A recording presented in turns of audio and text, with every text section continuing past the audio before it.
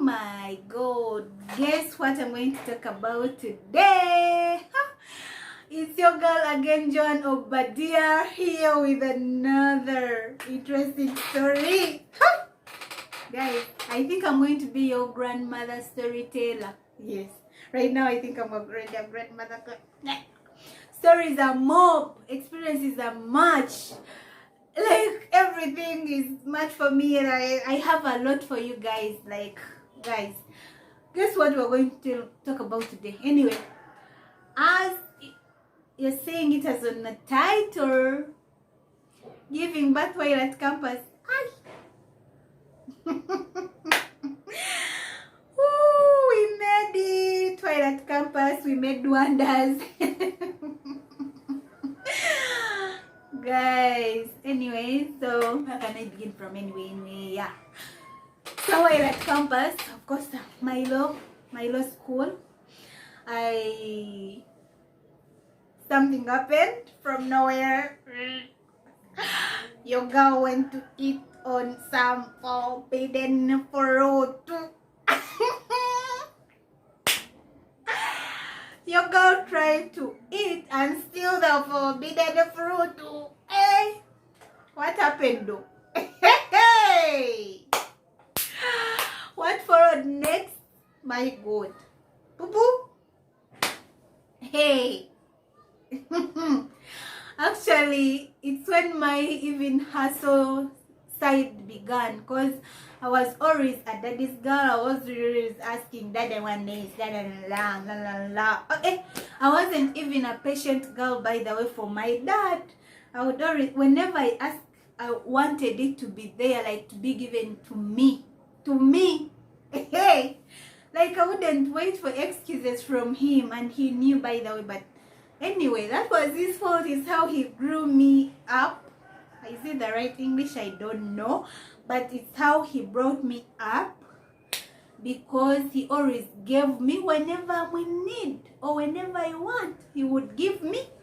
So that's how I grew up, until even at the university. Yo, a mature girl, what? But daddy, I want this. Okay, I'm sending. But when you know what, I don't. Dad, I told you. So, but after Bumbo, after eating the forbidden fruit,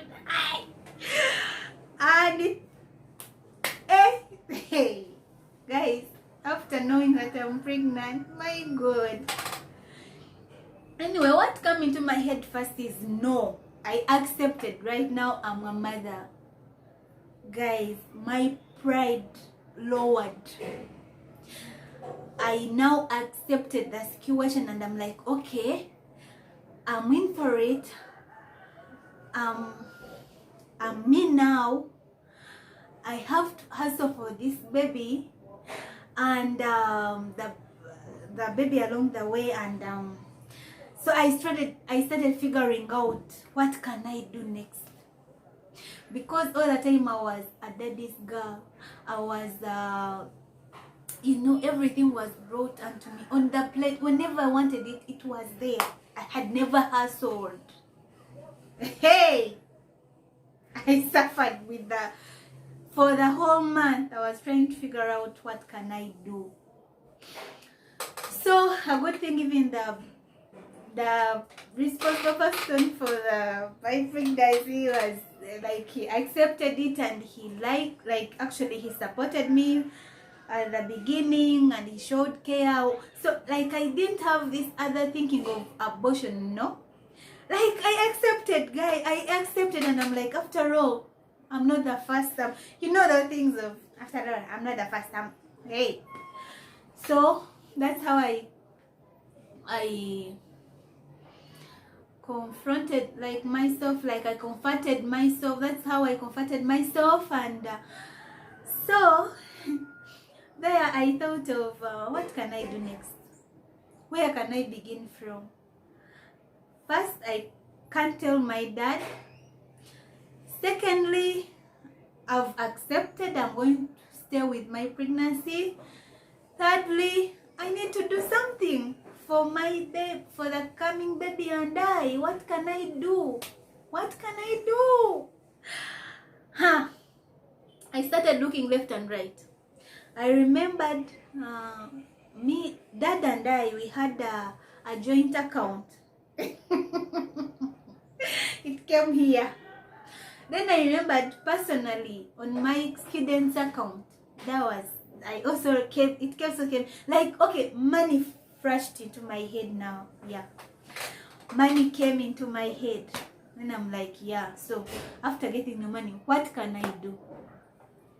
So I have my dear mom in Mitiana before, like holidays, what I would go and visit. So they had chicks, they had birds, they would rear, they would have piggery, what. But for the piggery, I said no because I don't have land and I can't put it anywhere. For the poultry, I said yes, but then I couldn't get the at my mom's place. They would rear that big. They would get those ones up from the brooder, which are matured like 1 month or what. But here in Kampala, I would first get it. It needed me to get the day one chick. Then you rear it for a month and you sell it. So those ideas came. I had never reared those day one birds. No, I didn't have any experience. I didn't know anything. But you see, the God we serve, sometimes he doesn't give you something that you can't manage. No. He always brings something in. He knows you fight, you manage, you make it. So I did what? I managed to the guy's family, by then they hadn't accepted me, but they had to. So after welcoming me, I said I won't sit. The guy too was still in school, by the way, was still at the university, but we were studying from different universities. He was at some university, I was at the other university. So what I told him, I'm like, I'm not giving up on my studies, I'll continue, but while continuing, I need to figure out what I can do. He was like, fine. So they had like a shop. Then on the shop, there was a big house without anything, like it was wooden. So one day I sat him down, I'm like, do you know what I need that wooden house? He's like, no, mom can't give it to you, they normally keep things. I'm like, do you know that that house can keep over 1,000 birds? And you know that how much money we're gonna get? Hey, the guy bought the ideas, like, yes, you will make it. Started supporting me because I started bringing up more and more ideas. So first of all, God helped me. We first now became friends with the mother to the boy, and later the father of the boy also accepted me. So while I talked to the guy, I think he went and talked to the mother. So the mother, at first I think she bought the idea and told the husband, no, I don't want my house to do this or that or that. But later they accepted. After accepting, I remember I started with 100 birds. By then, one chick was at 1,600 Ugandan shillings, approximately like $50. Yes, $50. Yes. So I booked 100 birds. I had food. I fed them. The birds came out very well. Hey, after that, the boy knew what had come out. He supported me now. The grandfather to my son, he supported me now. He was like, so what do we need? How can we multiply? How can we do this? Then I said, it's only a matter of capital. It's only a matter of adding me money. Hey! So then he also, of course, he also asked me, so how are you handling school? What? I'm like, I go there in the evening. During the day, I'm always in my birds, and yeah, that's how I'm living. He asked me, don't you have any complications or what? I'm like, no, Dad, everything is fine. Meanwhile, I haven't told my father. I haven't told anyone.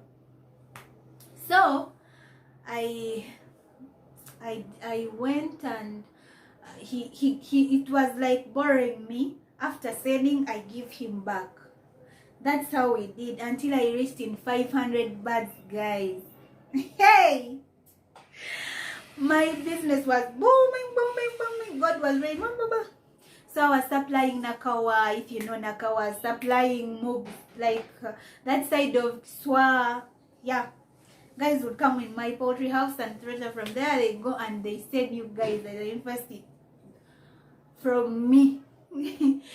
So time for giving birth came. I had to stop a little bit, and they had given me a home somewhere else from their place, so I had to travel to my home. Yeah, I called it my home because by then it was my home. So I traveled, but within the city too, I started preparing myself for the delivering my baby. And trust me, through that hustle, I shopped everything for my son. I did everything for my baby, and of course with their help of the fathers, the grandkids, parents help, because their son was also still studying because he wasn't working. So but around, I think 9 to 8 months, my dad got to know about it through a relative. Yes, an uncle. He was also doing law with me, but he was in 3rd year, I was in 2nd year. But he had it from him, but he didn't confirm that it's true. And the other one took that bubbling what, as if I'm no longer studying.